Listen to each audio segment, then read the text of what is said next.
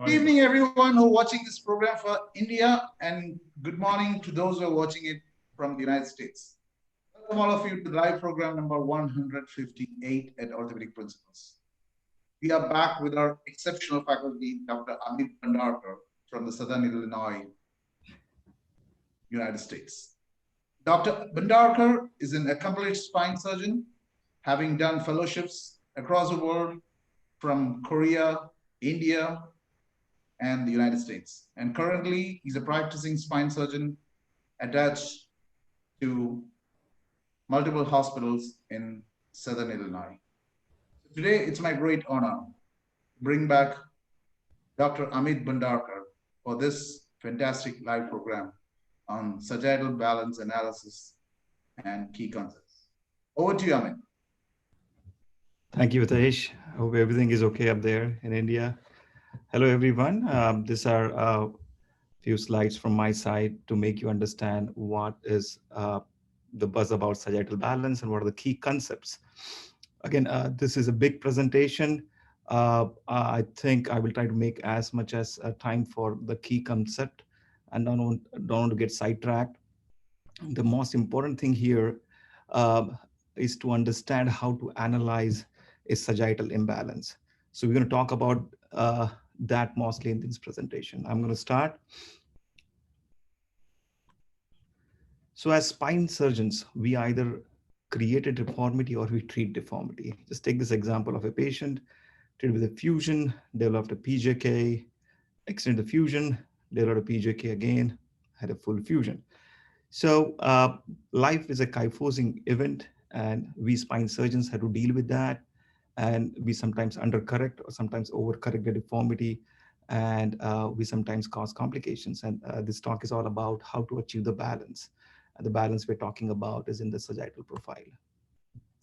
We all know about the cone of economy by Dubusse, which talks about how the center of the gravity when it falls from Odonride to in between the feet, we kind of spend less energy on our muscles, and our posture and our gait all becomes very economical. There is not much of a secondary pain because of we don't overuse our muscles, and the center of gravity is nicely centered over the feet. So why study sagittal balance? Because this sagittal balance has been implicated in various problems. It is the reason for the pathogenesis of the problem. The outcome measures after surgery are dependent on this balance. This can help us to appropriately plan for the surgery. This can help us to prevent any adjacent segment problems or the complications, even most importantly, PJK and DJK. So we need to understand our spine inherently wants to balance our head over our pelvis. So the pelvis adapts to any imbalance. We create excess lordosis, we create a lumbar lordosis and thoracic kyphosis to kind of maintain our horizontal gaze and balance our head over the pelvis. We always want to do that. So it's very important to understand that any given point of time, the patient is putting a lot of compensation to balance his head over the pelvis, and we should be able to analyze those compensations as well when we analyze the sagittal balance. So SVA alone, which was used initially, is not a measure of a balance. In a patient who has a normal balance should have a pelvis which is balanced, a T1 to S1 spine which is balanced, cervical spine balance, and there should be no compensation in lower extremities. Then only we can say the patient is having a normal sagittal balance. Anything other than this should be the compensations to maintain a balance. So we need to know what compensations go on in making the patient balanced over his pelvis. Initially, the pelvis kind of compensates, kind of back tilts, so as to kind of decrease the lordosis and to adjust for the decreased lordosis. Sometimes there may be a knee flexion if there is much demand on the compensation of the pelvis. The ankle goes into extension. There is sometimes retrolisthesis or hyperextension of the spine. Nicely elaborated here. If there is a positive balance, a spine may react to that positive balance. By putting in all these mechanisms to kind of nicely center of the cervical spine over the pelvis. Again, we take a moment here to understand these compensations are always there at a given time in a patient, and the patient does come to us with pain. So we have to identify, uh, is the patient's spine balanced or it's appearing balanced because of the extra compensations that the patient has put in. So this talk is all about how to analyze the sagittal profile and how to figure out this compensation so that they can be accounted, so that they can be treated while doing a deformity correction surgery. So basically, a sagittal profile can now be divided into a balanced spine, which has all the parameters right from the cervical spine to the lower extremity nice in line, or it can be compensated. There's a little bit of the mobile parts are kind of aligning themselves so as the spine becomes compensated but not balanced. It can be partially compensated, means like the full magnitude of deformity is not expressed, full magnitude of imbalance is not expressed, or the patient may be just unbalanced. So the amount of deformity may be out of proportion what the body's compensatory mechanisms can handle. So we need to basically identify what the patient has based on the study we're going to do about sagittal parameters. So again, these are the examples: balanced spine, the patient is compensating at the pelvis and also decreasing his thoracic kyphosis here. Now the patient is partially compensated, is still going into a little bit of the SV is becoming positive.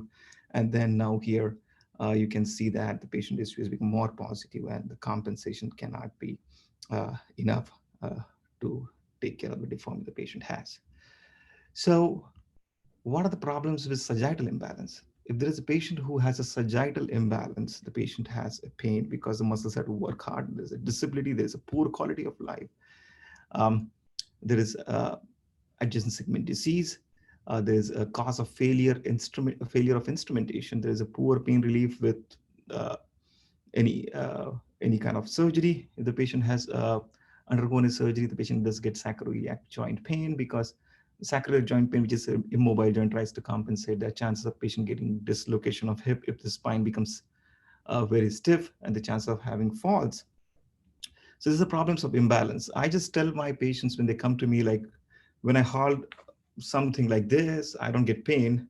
But imagine I'm holding this for a long period of time, then my shoulder is definitely going to hurt. The same way, the muscles, when they are in balance, do not have to work hard, but when they become kind of when they have to kind of uh, put their effort into compensating, they kind of start having pain.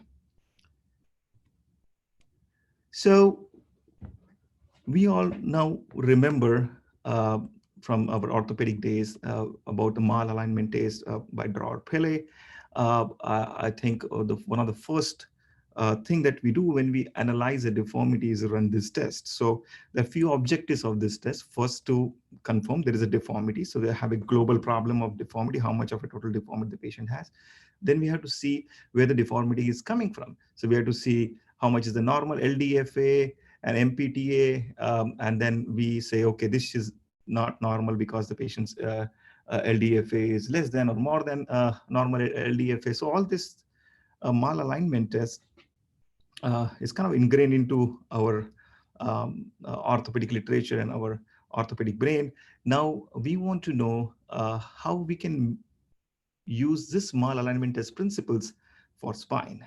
So we need to understand how to analyze the sagittal profile. For that, we need what are the normal aspects, the normal angles, then we can determine what is abnormal.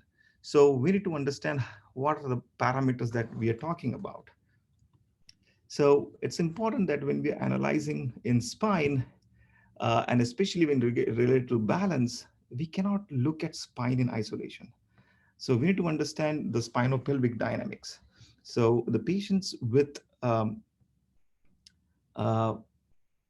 only spine problems, when we look only at spine problems, we're going to miss out the bigger picture because the pelvis adapts, lower extremity adapts, and the cervical spine adapts. So it's very important to see the entire picture. This is one of the most common mistakes that people do when analyzing spine imbalance. So if you want to completely characterize a problem, we have to look at from all perspectives, and we have to look the bigger picture. So a spine's sagittal balance can be analyzed by radiological parameters mostly. They can be divided into global parameters, regional parameters, and we also need to talk about assessment of compensations. I think the assessment of compensations is the most important step. And I think we'll go with these parameters one by one. So the most commonly used parameters is SVA, or the sagittal vertical axis, or C7 plumb line. So we drop a plumb line from C7, we see where it falls in relation to the posterior part of the sacral end plate. If it is within 5 centimeter, it is supposed to be okay. It kind of correlates pretty well with HRQL, but there are problems and limitations with SVA. Um, uh, it needs a calibrated X-ray. So we need to calibrate an X-ray. We need a full spine X-ray to start with. Again, it gives us a global spinal element uh, uh, analysis. It just kind of tells where globally the spine is related to space. It's not that very convincing, because look at these two examples, where in this example, number one, the patient has a very low pelvic incidence, and now here the SVA is kind of uh, underestimating, even the patient is having retroversion, that the patient is overestimating the balance of the patient. Now here, the patient has a normal balance, but now it is saying that the patient is imbalanced just because the patient has a high pelvic incidence. So it's not a good marker of balance. There's a lot of limitations. Calibration of X-ray is required, and the compensation of the spine can still put the SVA in proper position. So SVA is not the best thing. But I think it's still important. It's one of the earliest parameters being used. So we also need to understand uh, that SVA is different from the gravity line. So gravity line crosses the external auditory meatus down all the way posterior to the hip joint, slightly into the knee joint, and to the calcaneal cuboid joint. This is how the gravity line is, and the body has a tendency to kind of balance all its elements so that all these elements of gravity line are nicely aligned to each other. And again, I was talking about the muscles. The muscles forces are very minimal when these all are nicely aligned. We have to understand when the gravity line is very anterior, the amount of resultant force that the disc has to bear, or the vertebral body or the spinal element has to bear, tremendously increases all the muscle force, which kind of tries to balance the spine, also increases. This muscle imbalance causes the pain on long term. Now, there are other global spine parameters. One of them is odontite to hip axis angle. Again, this is a global parameter. This is very important parameter for prediction of PJK after fixation. Usually it has to be between 2 and -5 degrees. It kind of is because the angle is based down here, and it's based on the odontide. It's kind of very sensitive to the upper thoracic and the cervical area. But again, it's kind of a global balance. It combines both pelvic and the spine in its assessment. I'm just kind of mentioning all the global spinal parameters in assessment that we have to take into consideration. The next is the tilt. So we can take the tilt T9 tilt, T1 spinopelvic inclination, or T1 tilt. This tilts can also tell us where the spine in relation to the space, and it kind of combines both spine and pelvic parameters. Um, this is an important parameter again, the spinosacral angle. Again, this angle has been described by Roussouly, and I think it kind of combines again the sacral slope and the sacral tilt, which again kind of combines both spinal and the pelvic parameters. It's kind of very well correlates with HRQL. The T1 pelvic angle was again proposed, I think, by Plastis et al. And it's kind of been again the same one way of looking at it. Is again, it combines both spinal and the pelvic parameters is independent of pelvic compensation. This kind of gives you a nice understanding that the patient is balanced or not, just looking at the T1 pelvic angle. Again, it kind of is a single parameter that kind of gives us a lot of information other than the CVA. It is better than the SVA, sorry, but it doesn't include the cervical spine and the lower extremities. But still, it's useful, and it's the T1 pelvic angle of less than 14 degrees is what we desire. This again, because the SVA is kind of, we need the X-rays to be calibrated. This is Barry's index, where we do a C7 plumb line distance, or the SVA minus the sacrofemoral distance, which is the distance between the midpoint of this and the femoral head, gives us a ratio. Usually it should be less than 0.9. So it kind of gives a kind of nice estimate on an X-ray where we do not need calibration, where the spine is. Again, FBI method, which kind of calculates C7 translation angle, also gives total requirement of angle here for correction of the deformity if the osteotomy is been done here. But again, the most importantly, I mentioned this angle here, that because it takes into account in its full calculation the femoral tilt, or the femoral angle here with the vertical. I think they add that to the total contribution, because if this anterior tilting of the pelvis is not taken into account, I think we kind of going to undercorrect the patient. So these are all global parameters that go or should be taken into consideration. The purpose of the global parameters is to identify the patient has deformity. So and we also set certain goals for the global parameters. We want these global parameters, like we want SVA less than 5, we want TPA less than 14, we want the Barry's index to be less than 0.9. So all these things are kind of, we are setting some goals. So this just gives you an idea if the patient's spine is imbalanced, or and also tells you what goals you should aim for. Now, after assessing the spine globally, we go at the regional parameters. Now, let's start with the cervical spine. So nowadays, people have started including cervical spine. One of the angles that are important are spinal cranial angle, which should be 83 degrees, which is at the top of the T1 here, or C7 here, and at the midpoint, and goes to the sella turcica. I think this angle with this should be around 83 degrees. The C7 slope also is now becoming important, which is again should be around 20 degrees. That means the spine is about to go into lordosis. So I think we want it's more than 20 degrees to achieve no problems with the cervical spine, or to negate cervical compensation. So again, the cervical angles can be or the cervical lordosis can be measured, the C2 to C7 and between McGregor lines and the C2 end plate here. So these all parameters are again used to see and assess now the regional problems.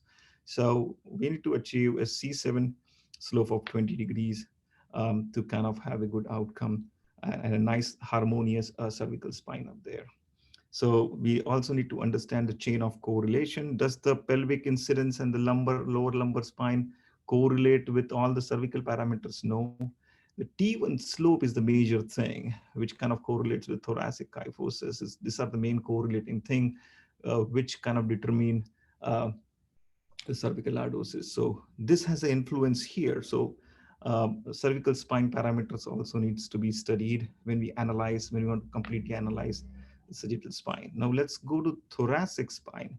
Now in thoracic spine, obviously, I usually assess the proximal thoracic slope because it determines the cervical spine.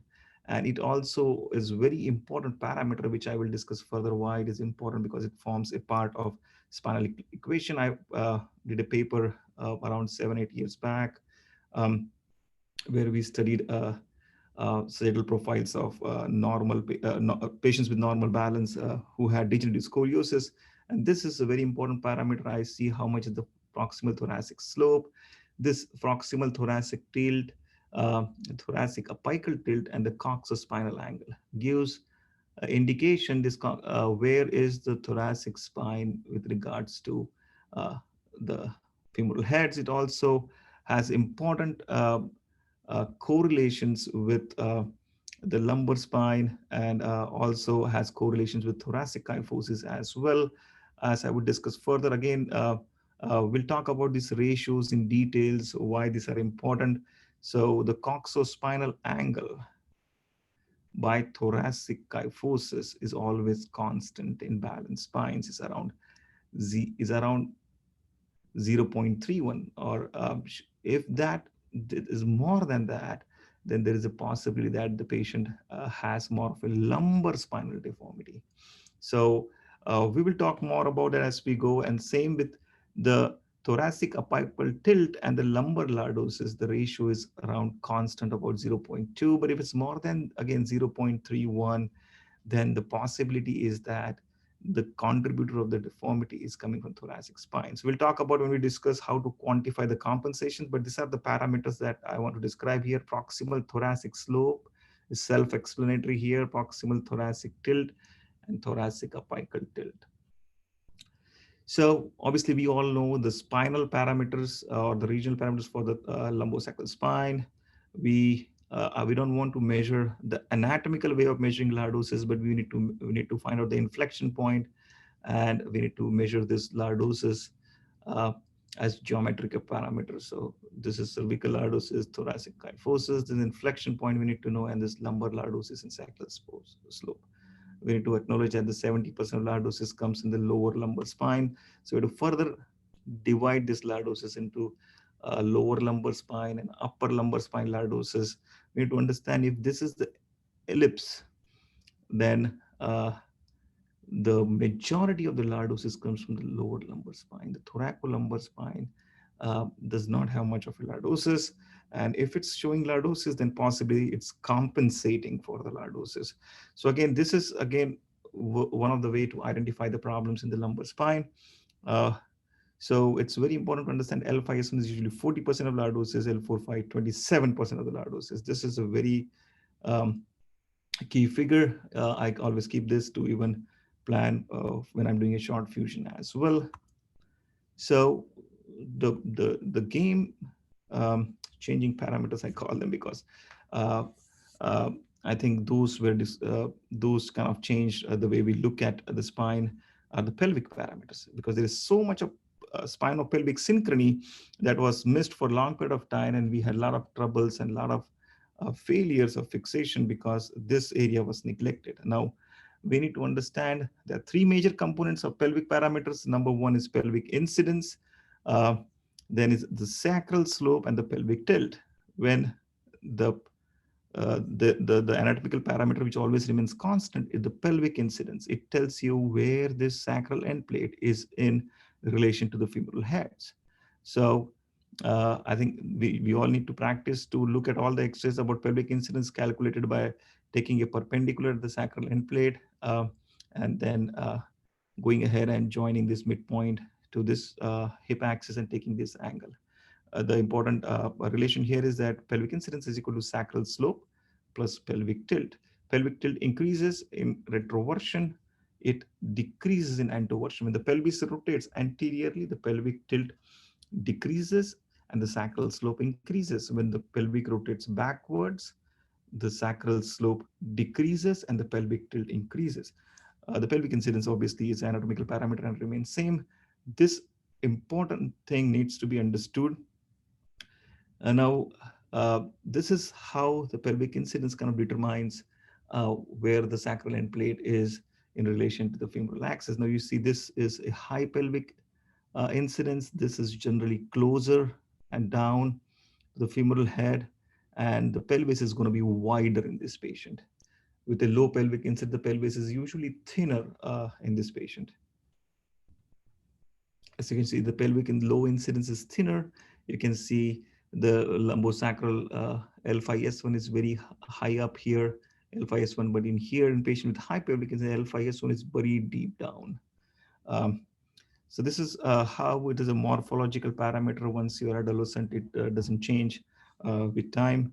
And it determines how the spine will adapt. The lumbar lordosis, which is mobile, adapts to the pelvic incidence. So it's the key determinant of all the lumbo-pelvic parameters um, in standing Sagittal balance. So one of the important parameters I will like you to understand is the pelvic inclination. Now, pelvic inclination, it's very important to understand the compensation. So it's at the pubic symphysis to the tip of the anterior portion of the end plate and to the horizontal. This is nicely directly proportional to sacral slope. For the amount of degrees the sacral slope changes, the pelvic inclination changes.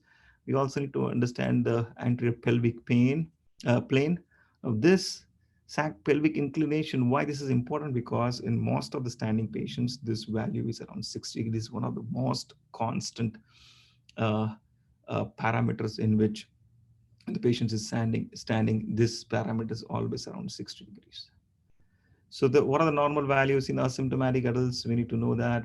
Again, there's a huge variation here, uh, but I think the desirable pelvic tilt is around 12 to 18, pelvic incidence around 53, sacral slope around 36 to 42. So this all are kind of the normal values. Again, now this all values have to be seen in context of pelvic incidence. So I think this is more apt here, where the pelvic incidence less than 38, the desirable lower lumbar value is around pi plus 18. Again, there has been tremendous work by Dr. Schwab in this regard with how the lumbar lordosis correlates with the pelvic incidence, where it should be within plus minus 10. And this is the further extension work by Barry et al., where it shows with low lumbar lordosis, maybe it's pi plus 18, and when with high um, uh, pelvic incidence is P plus minus 5. So this is how a theoretical pelvic tilt and lumbar lordosis can be projected using the pelvic incidence that we have. So most important, again, going back from the neck all the way down to the knees and the hips, if this sacrofemoral angle is not zero or around 190 degrees, I think um, uh, we do have problems. And I think this tilt of the pelvis has to be added in correction. Otherwise, we were going to undercorrect that. So initially, there is a hip extension and pelvic tilt. When hip extension and pelvic tilt is exhausted, then the patient kind of tilts his femur up here. The patient doesn't compensate by hip flexion, but by knee flexion. So these are the dynamics that we need to understand. Um, so knee flexion now has also been used into global analysis, because here we can go ahead and do a global analysis with that. A knee angle, ankle angle, and the pelvic shift, all this kind of all determinants of where this are in regards to the balance. So again, these are the parameters used to assess if there is a regional deformity. So these are the regional parameters. They try to identify uh, what are the regional problems that are causing the sagittal imbalance. There are certain set normal values that we look at. Now, again, pelvic incidence is a morphological parameter. It has a key determinant. Usually people have moved away from setting up normal values, and we have to look now with regards to pelvic incidence, because these all are in synchrony, and there is a lot of dynamic relationship between these parameters. But again, a static identification of these parameters is required when analyzing the deformity. Um, Now let's go and understand what are the important relations, as I talked about, between sacral slope and pelvic inclination. With every change in sacral slope, there is a 1 degree change in pelvic inclination that can be used to assess how much of a deformity is there in the pelvis. So if the pelvic is retroverted, we can see how badly how much amount of deformity is there. Now, again, talked about same thing. These ratios are extrememely important to understand the relationship. This ratios of coxospinal angle and thoracic kyphosis is constant, thoracic apical tilt, and the lumbar lordosis are going to be constant. They are constant in balanced spine. So we need to achieve those constant number when we are doing spinal surgeries on this patient. So we need to understand the chain of correlation to understand how these things determine the other things. So pelvic incidence is closely correlates with sacral slope and pelvic tilt because it's kind of a part of the mathematical equation. And this pelvic incidence, which in turn determines sacral slope, determines the lumbar lordosis. So here it is, the relation where we say it should be plus minus 10, and the lumbar lordosis in turn determines the thoracic kyphosis. So it's the relation is not that great, but it still correlates a little bit. Now, spinosacral angle, which is again a Roussouly's way of measuring the global balance, correlates with both pelvic incidence. So basically, if the patient has a high pelvic incidence, the patient has a more sacral slope.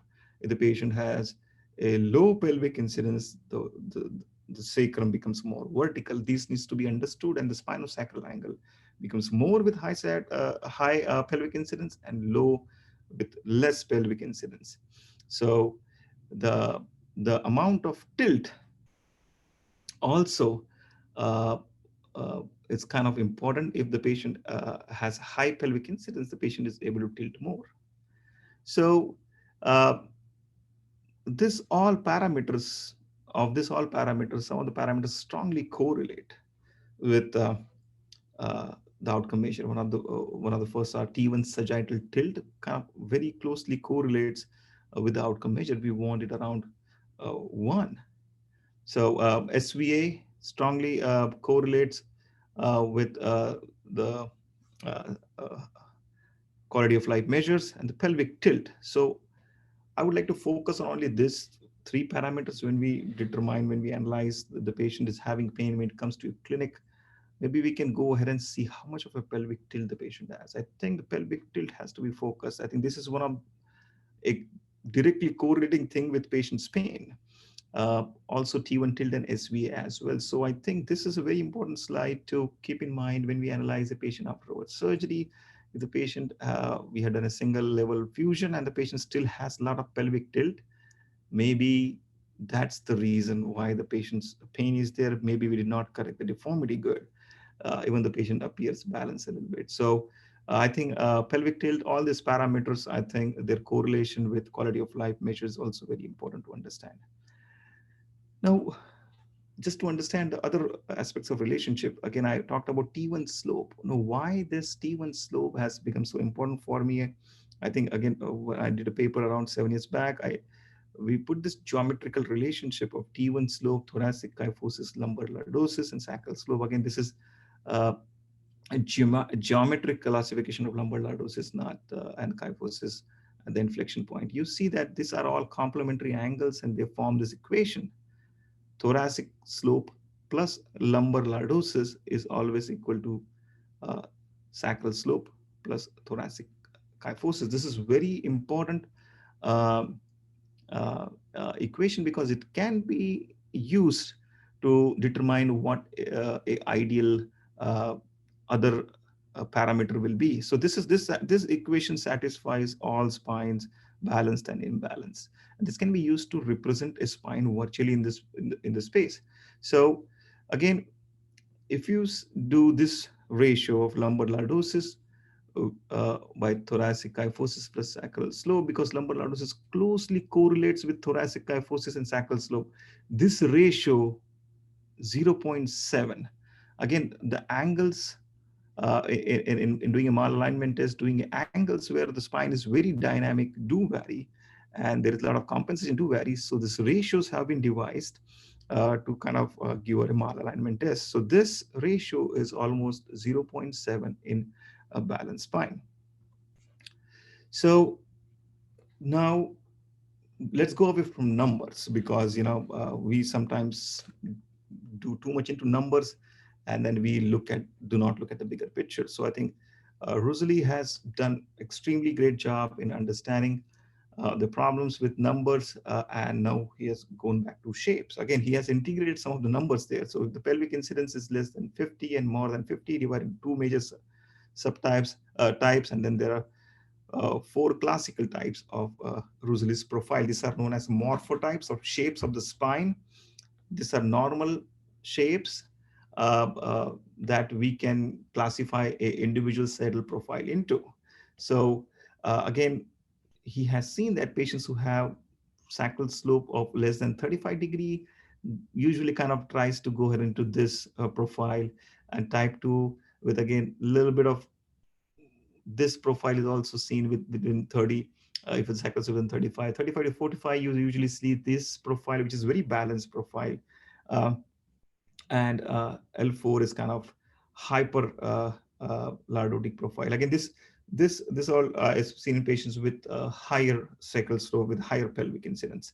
So pelvic incidence less than 50, pelvic incidence more than 50, you have to see the inflection point where the lordosis turns into kyphosis. We need to see how many segments are there uh, into the lordosis. We also need to see where is the apex of the lordosis. Here is the apex around L3, here at L4. Here you can, so it's at the lower at L2. And here is at a very bottom. Again, there is not almost any lordotic curve.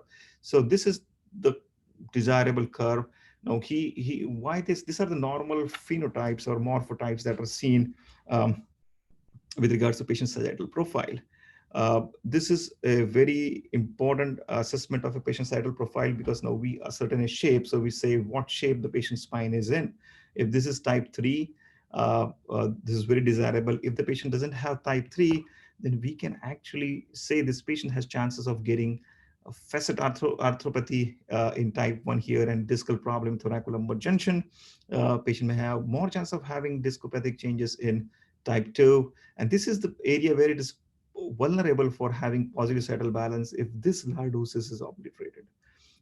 Type 4, obviously, there is a lot of shear forces acting on the facet joints, and I think there is a compression forces as well. To accommodate for high pelvic incidence, they have more of facet arthropathy, and the patient go anterolisthesis as well, or even lytic listhesis as well. So this spine morphotypes can tell us what degenerative patterns the patients are going to go into. So that's why the sagittal balance is important. It also helps you to diagnose or even prognosticate the patient's ongoing therapy, and also predict what possible degenerative patterns the patient may have. Now, again, this is one of the compensations that can happen in those patients.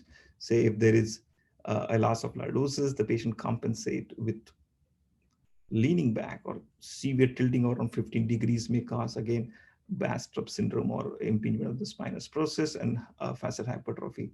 So this all sagittal balance has a lot of implications in understanding all these things. So now, after understanding the shape, we understood the global parameters, we understood the regional parameters, we understood what are the morphotypes the patient has. Now we also need to have analytical evaluation of the patient's deformity. So if the patient is having imbalance, there are few patterns to it, how the deformity gets established. I think it is further elaborated into Roussouly's morphotype. Now it has 11 morphotypes now.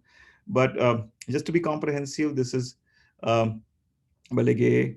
You can see that most common way of getting a spinal imbalance is this lordosis gets less.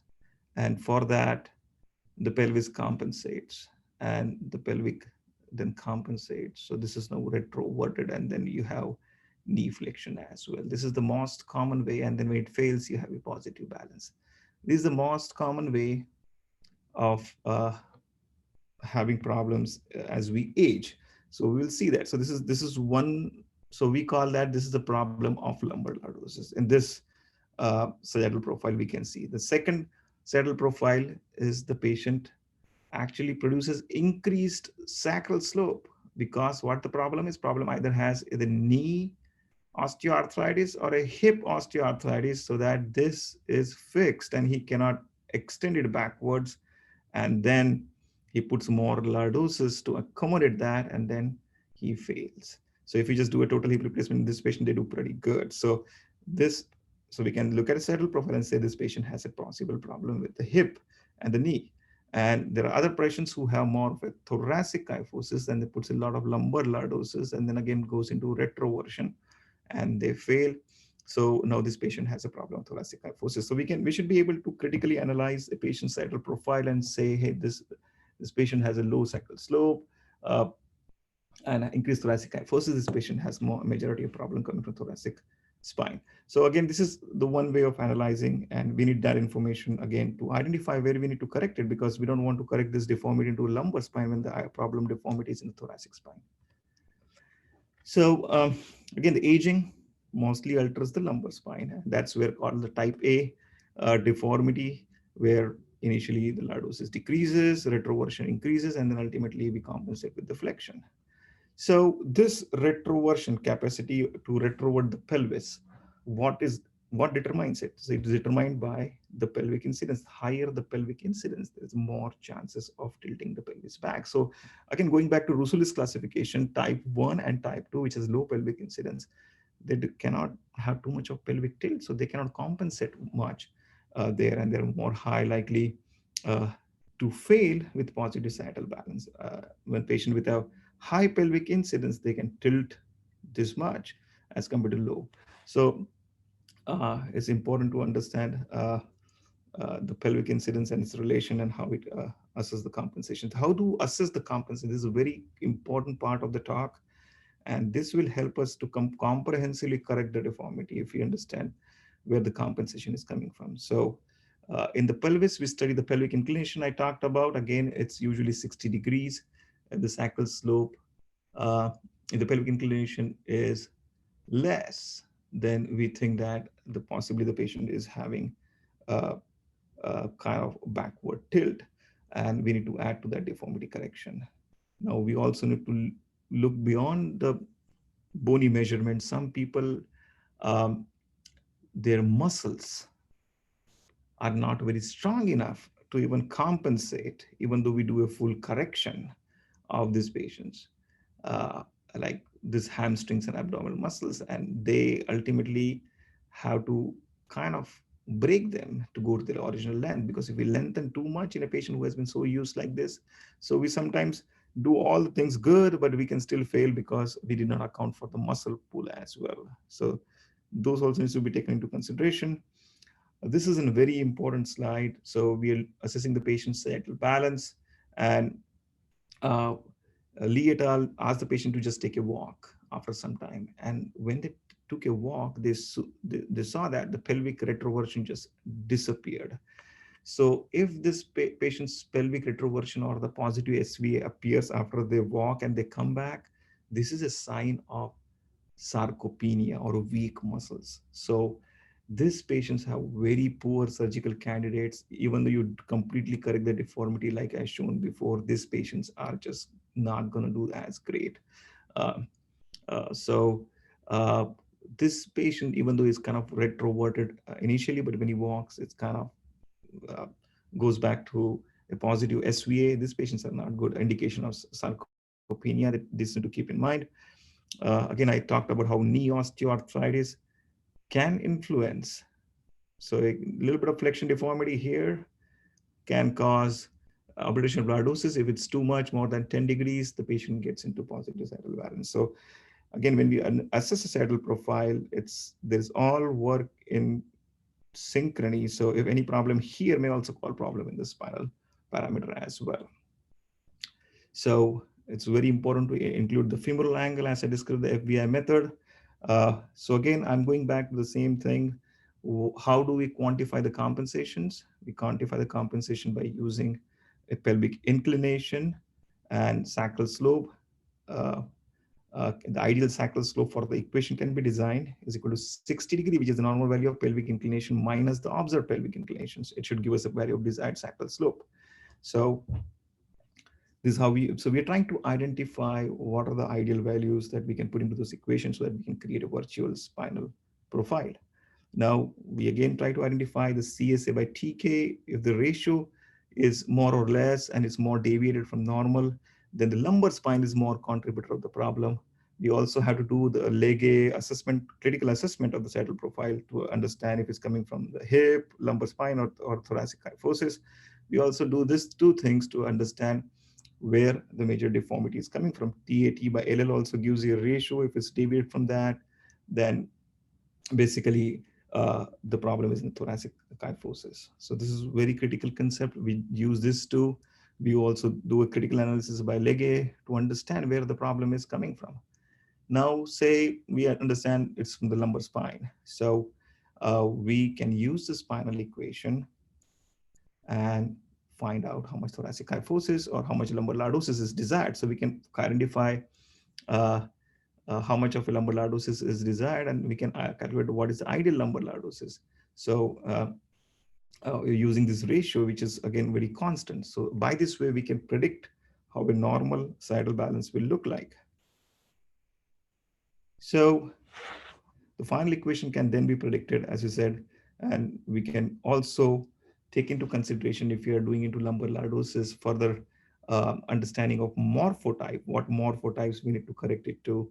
And we also need to go ahead and use Barry's method to understand how much of a lumbar lordosis is desired. So this all things go into calculating how much of a deformity correction we can put into. And remember again, the FBI's method to add the femoral inclination there so as to have a better assessment. We can also have a ODA to make sure that our ODA is corrected so that we do not have a proximal junction kyphosis problem. So what are the implications of sagittal balance? Again, why this study is important, I'm going to emphasize on that. If there's a high PI or low PI, you're going to get chance of having spondylolisthesis. Even the spondylolisthesis now is being classified based on these parameters, high grade and low grade, based on the pelvic incidence as balanced and unbalanced. And all those kind of the treatment methodology is now dependent on measuring those sagittal parameters. Uh, Now let's talk about the major area that we practice in. We always kind of look at the spine in isolation when we started to practice, look at lumbar spine, do a good job with T-lift, but the patient still has pain. And why the patient have pain? And we are, because the patient has lost lordosis, patient has increased PT, decreased thoracic kyphosis, or increased SVA. So uh, we need to critically analyze our patient. We need to do a really a EOS, big imaging to understand where the problem is, because even though we have corrected focally all the problem, but the global problem has been created by us. And it leads to all muscle cramp and discal stress and increased rate of complication. So look at this example where if you look at this, the fusion is a short fusion. There's again this lean back sign here, more than 15 degree, and this decreased lordosis here. The pelvic is now starting to retrovert, and ultimately this is going to fail in fusion. The patient is going to have a lot of pelvic pain, uh, and I think again this his pelvic incidence wanted a type 3 sagittal profile. It has, or sorry, it has become almost type 2 or even type 1. So this all things needs to be taken in mind. So there are a lot of studies available now which shows how these parameters are kind of uh, uh, are affected and affecting our quality of life, and how these are very important to be discussed when or looked at when we do even fusions at one level or two level as well. So we need to, when we do a single level or two level fusion, this diagram is to be looked at to see how much lordosis we need to establish there um, for L4 to S1 fusion and all this fusion. Also, we need to kind of make sure um, that we are maximizing lordosis. So these are some of the technical tips. I think, want to maximize lordosis. Probably a monoaxial screw is better than polyaxial screw. Anteriorly based cages are pretty good. Here you can see the patients with different PI getting different lordosis for around same level problems. Here is low PI, we don't need to correct much. Here's an intermediate PI, and here is a high PI. Look at the contour of the rod here and the amount of lordosis here. So we need to balance those things to the pelvic incidence. Even when we are doing a short fusions like this, we need to properly position the patient. It's very critically important. Niche's position is just out of favor nowadays. For fusion procedure, we need to create, even I sometimes even put a pillow here between the thighs to give more lordosis to the patient. Spinal deformity, again, by Lamartina has been classified based on imbalanced and balanced, and all the saddle parameters being used where the arthritic changes are there with regards to the apex of deformity. And it has an algorithm which helps you in deciding if it's a selective fusion or a decompression only can be done.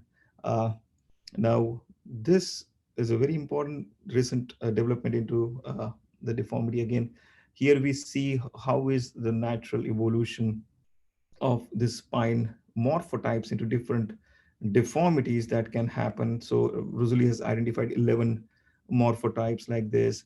And it is very important that the morphotype is again determined by the pelvic incidence.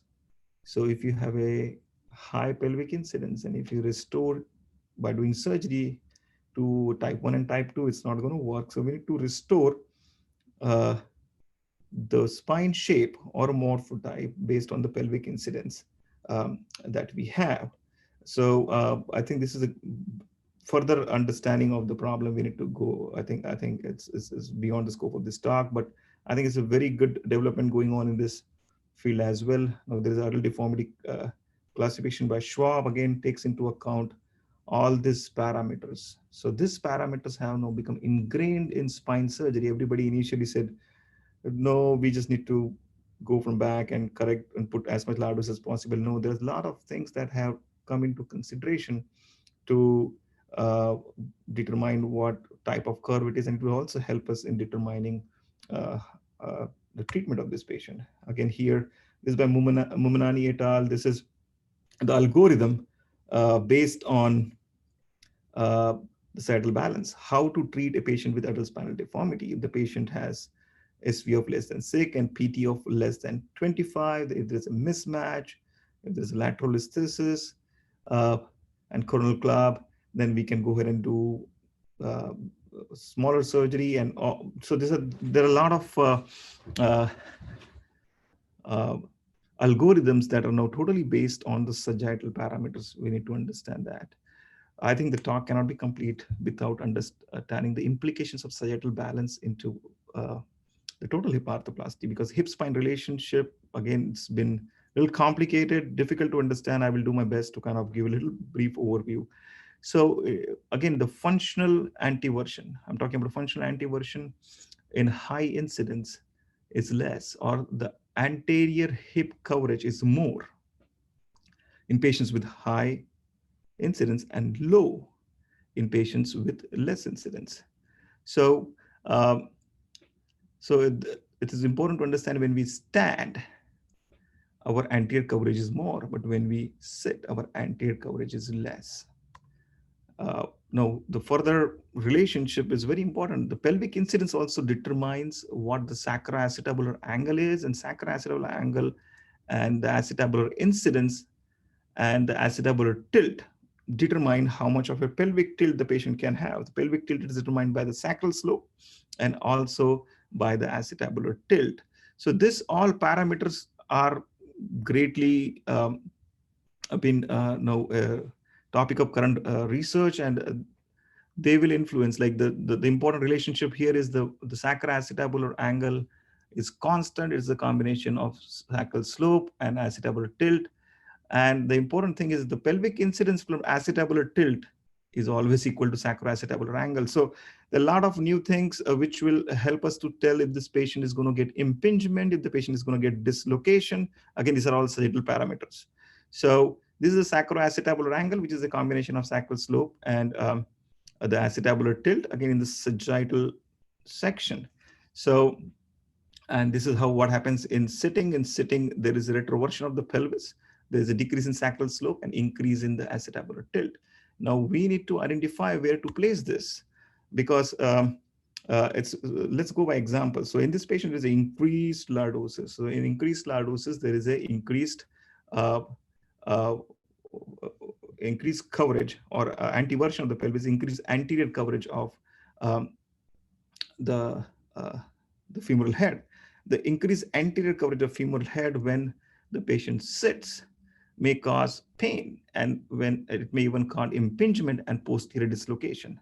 So in these patients which have increased, say, fixed lordosis, in this patient with fixed lordosis, we're going to suspect anterior impingement. So if this acetabular cup has to be placed more vertical, not horizontal. So this is again one of the things that we can use it again based totally on the sacral slope, the pelvic incidence. Similarly, this patient with a retroverted pelvis, you can see that in this retroverted pelvis, there is less anterior coverage. but more posterior coverage. And if this patient stands, what happens is that there is chance of posterior impingement, and if this patient's cup has to be placed little horizontal. So again, people from hip arthroplasty kind of needs to again see for this retroversion, CSC sagittal balance as the compensation. So if you put a little kind of horizontal cup in this location, that will give the patient more chances of uh, a hip retroversion. Again, this is a very important paper, a Japanese paper that recently come up. So the patients with pelvic retroversion and fixed retroversion, they had poor outcome after surgery. But the patients who had, as I discussed initially, high sacral slope because of the flexion deformity of the hip, and high pelvic anteversion because of the flexion deformity of the hip, they had a good outcome after surgery, after total hip replacement. Again, this the recent paper has been come out on this. Now, let me give you my experience, why I was kind of became so critical of the sagittal balance. I used to treat patients with, in my fellowship with familial dysautonomia. They maintain their head strictly over their pelvis. Even a slight imbalance will cause them uh, PJK or TJK, very high PJK rate. I used to call them human models of studying sagittal balances. They used to get like kyphoscoliosis here. So the ratio in this patient is very critical. As I said to you, the LA by TK plus SS, if it's not established, this patient would go into a DJK because he got hypokyphosis, because his kyphosis was corrected too much for the amount of lordosis.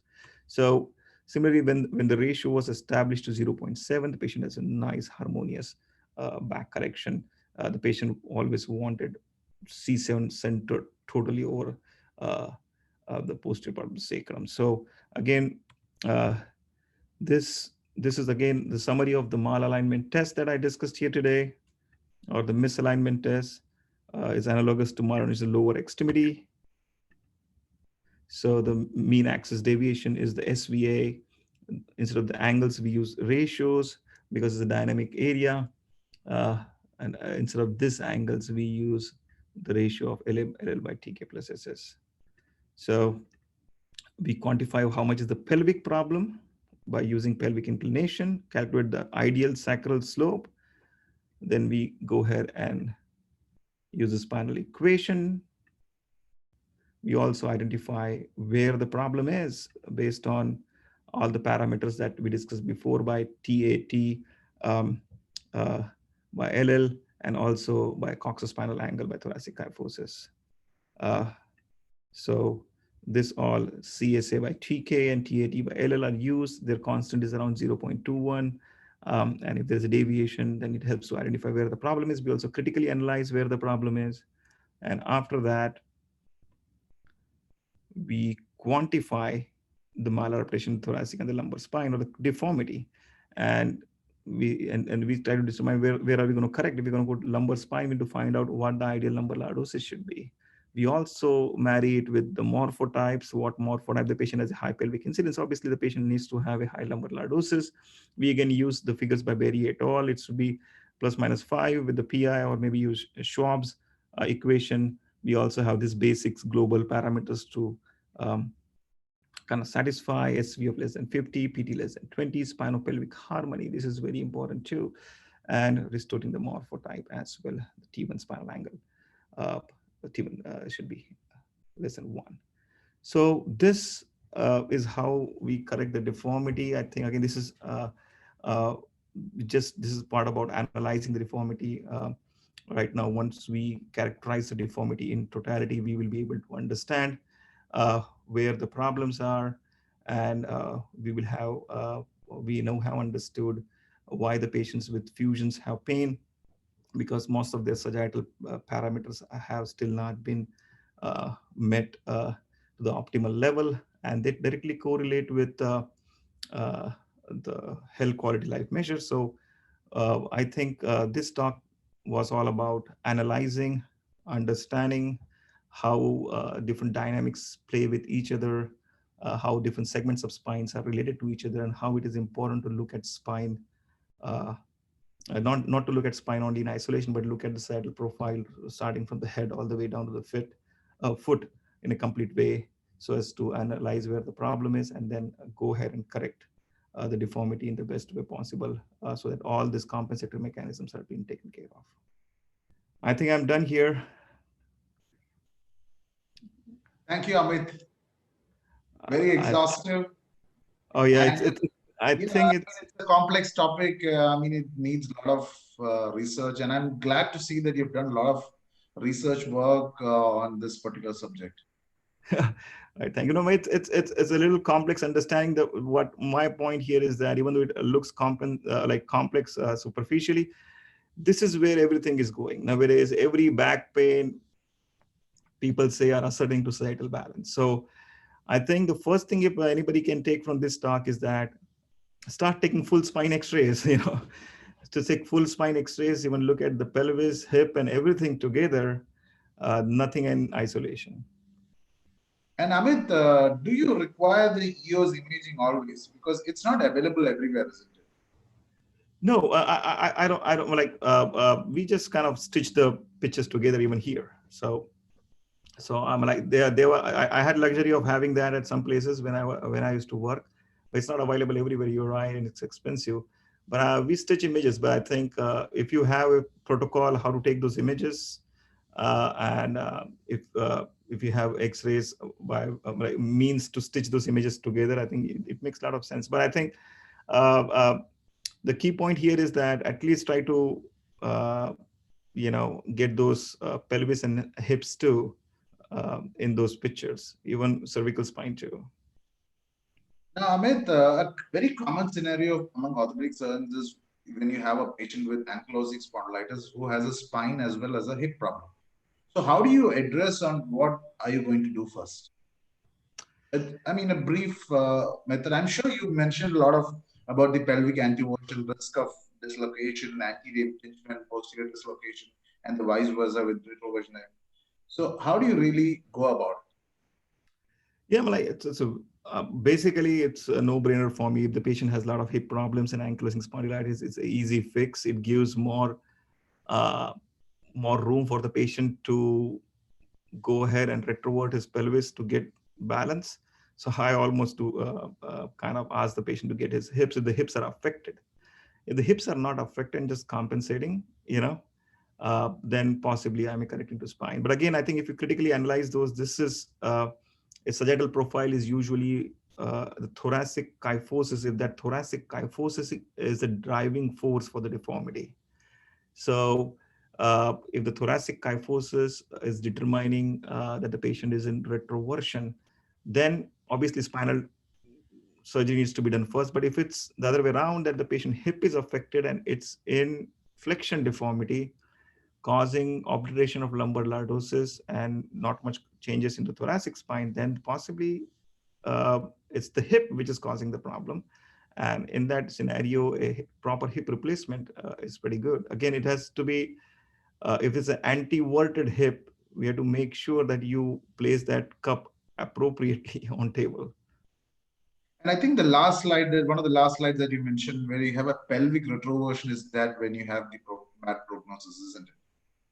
Yeah, I mean, yeah, the anti-version is there. It's pretty good prognosis. But if you have a retroversion, then the deformity is the fixed spinal deformity. I think if you do not do it right, there are more chances of problems in total arthroplasty. So can we say in ankylosing spondylitis, you get a pelvic retroversion, you do the spine first, and if it is otherwise, you do the hip first? Can we make So a conclusion with that?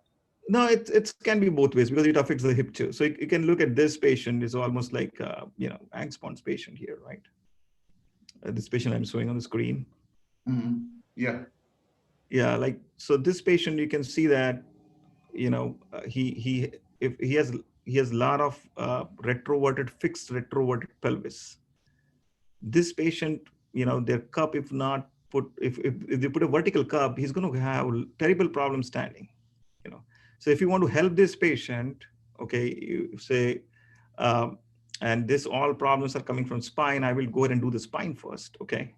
But say we want, the patient is not ready for spine surgery and still want to weld in hip, this patient can be helped by, if you put the hip little horizontal, then what will happen is that there's possible that he will get 1 extra degrees of, hip extension, and then he can go ahead and get his spine balanced a little bit. But this patient, if this is the case, I will get spine first. Retroverted fixed pelvis like this, I will do the spine first.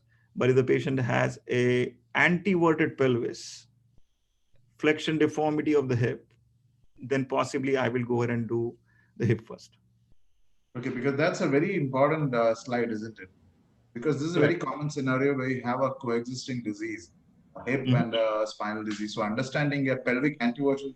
I mean, I hosted one of the hip surgeons actually from John Hopkins, Dr. Tucker. He also did a very similar presentation. I mean, not he looked at the hip part, and that is when we understood about the pelvic anteversion and pelvic retroversion. And when this lecture comes along with it, makes better understanding of the subject. You take his word for him. I see it from the spine perspective. So I need you need to know both, right? Right. This is like one of the determinants of the pelvic anatomy, how how the pelvic retroversion, which is again determined by the pelvic incidence. So this patient has a high pelvic incidence. That's why he's having a lot of pelvic retroversion right now. Once it is fixed, it has more chances of anterior dislocation, even though if you do a posterior total hip arthroplasty on him. So it's kind of pretty good to understand. And these patients are poor total hip candidates, because I think this patient should get spine surgery first to kind of at least correct this retroversion if we can. And Amit, there's another equation. I mean, you mentioned a lot of equations. Can we say that the pelvic incidence is a combination of the pelvic tilt and sacral slope? Yeah. Isn't it? I think that's the first basic equation. Yeah. So this is based on geometrical identification. Geometric. This is the basic equation. I think pelvic incidence is equal to sacral slope plus pelvic tilt. Like you can calculate one if you know. Out of that, which is the most important determining factor? Is the pelvic incidence, right? Because the other one keeps changing, isn't it? Yes. So one is an anatomic parameter and other two are positional parameter. Anatomic parameters means once you grow up, it's fixed, it doesn't change. And other two changes with the position, but when one increases, other decreases to give the same addition, which is the pelvic incidence, which always is constant. And pelvic incidence is constant when you sit as well as stand. It's the same, isn't it? Absolutely same.